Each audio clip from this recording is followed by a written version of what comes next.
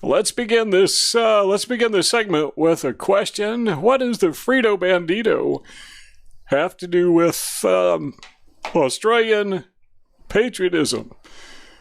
I just happen to think some people may not know who the Frito Bandito is, so I'm going to Google it real fast. See if I can find some images. Okay, there is the Frito Bandito. The Frito Bandito was a cartoon image back in, the 60s, I guess? And what he would do is he would steal your Fritos. Well, what does that have to do with patriotism in Australia? Well, I'll tell you in just a second, but you're going to have to follow me on this because there's some abstracts. We got to put all these together. But I think you'll find this interesting. First of all, there's this article that was published in MSN.com that is bashing patriots in Australia. The problem with Australia, according to this guy, apparently, is that Australians are becoming too patriotic. Well, I'll tell you why. The reason is because they suddenly realize they're losing their culture. They have this massive immigration of Islamic insurgents and people coming from all over the world that are totally out of touch and out of tune with Western culture and Australian culture in particular. And what that's doing is that's awakening a sense of patriotism, I believe, in Australians. And that's a good thing. And that's an unexpected outcome of cultural Marxism. They did not realize, I don't think, that when they flooded Australia or tried to flood Australia with Islamic insurgents, it was going to simultaneously spur within them a sense of patriotism. You may remember a couple years ago, there were this massive number of white young people got fed up with being attacked at a beach in Australia. I can't even remember where it was, but I remember it was a big deal in the news at the time. They were suddenly awakened that the way they said it is, we grew here, but you flew here. In other words, this is our country. We were born and raised here. And of course, they were called racist. All right, let's take a look at maybe a couple sentences in this so you get a little idea what's going on.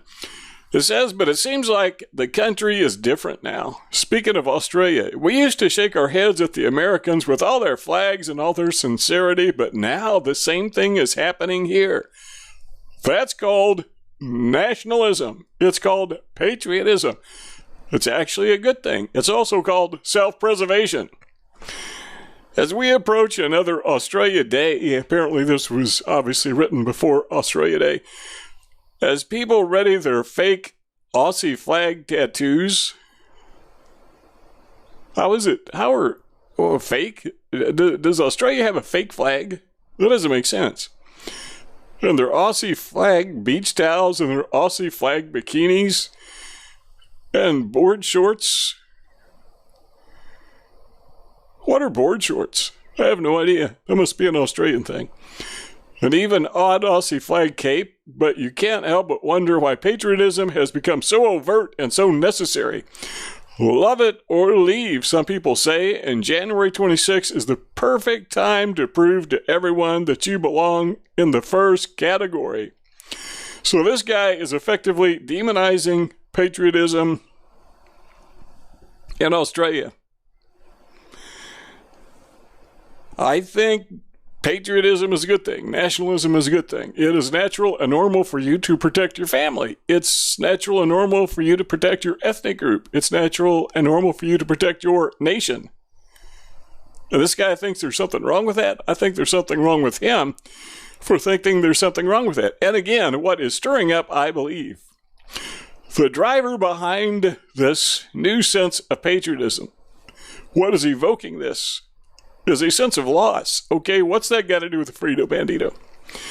All right, I remember when I was a kid, I used to watch television constantly. I don't watch it hardly ever now, but I would watch, these Foghorn Leghorn. Remember him? Bugs Bunny.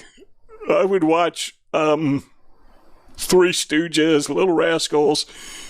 And interspersed in the TV programming were these commercials featuring the Frito Bandito.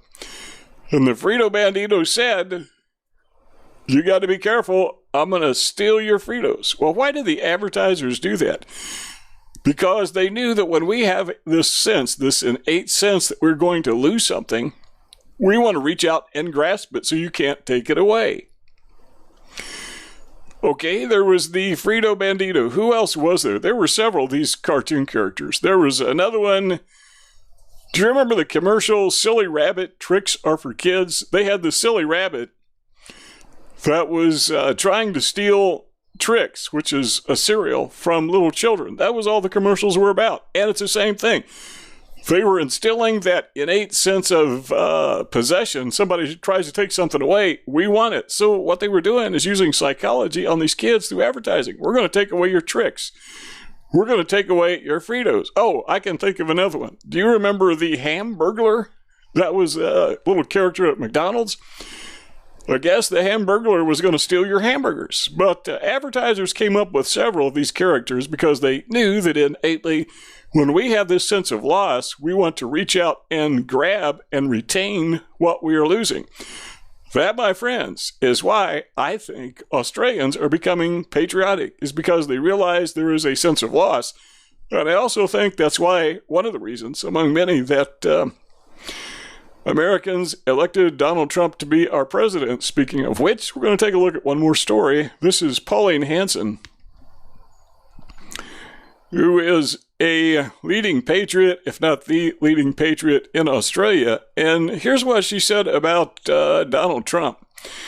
She said it's a good start. Pauline Hanson praises Donald Trump's immigration ban, but says it doesn't go far enough because Saudi Arabia and Afghanistan are not on the blacklist.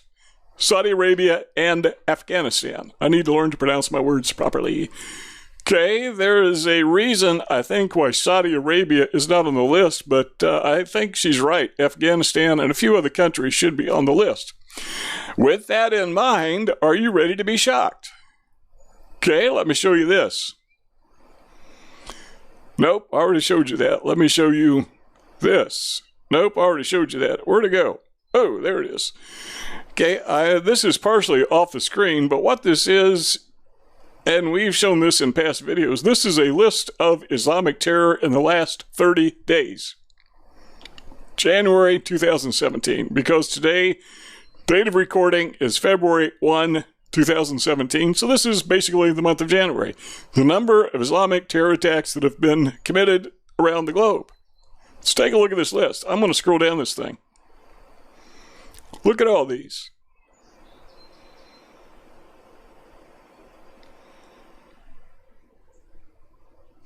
I didn't bother to count them. There's so many, it would take me forever. Now, going back to what I was saying before, if we were to do a search for Afghanistan, we would find that there were several terrorist attacks in Afghanistan. 4 people left dead following a suicide attack on January 21st. January 20th, 2 people sporting event are murdered by Taliban bombers.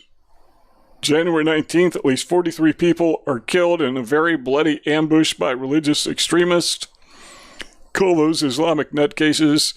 Fundamentalist murder a man on his way to work. I wish they would stop referring to Muslims as fundamentalists. That originally was a term coined by Christians who wanted to distinguish themselves from a new trend in liberal theology. So they said, we believe in the fundamentals.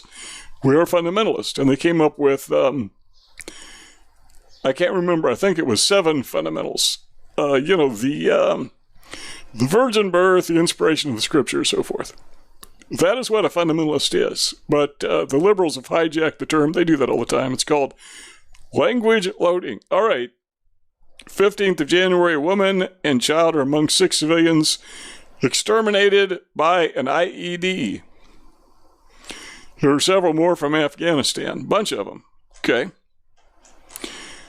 Now let's do the same thing, and this time we will Google, or not Google, but we'll do a search for Saudi Arabia. Nothing. As far as we can tell, there were no Islamic terror attacks in Saudi Arabia. So I think that's probably why Saudi Arabia was not on the list.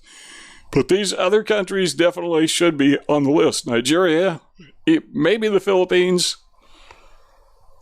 maybe Bangladesh, Iraq, Nigeria, Somalia, Iraq, Pakistan, Iraq, Somalia, Iraq, Nigeria, Iraq, Myanmar, Kenya, Egypt, Syria, Iraq. No, I'm not going to list all these. This is going to get really boring. But once again, what is there? 100 of these here, maybe more, just in the month of January. Last year, I counted an average of 6.77 Islamic terror attacks that were committed every single day, documented, deadly, somewhere on the planet. So Pauline Hanson says Donald Trump didn't go far enough, and I think that Pauline Hanson is probably correct.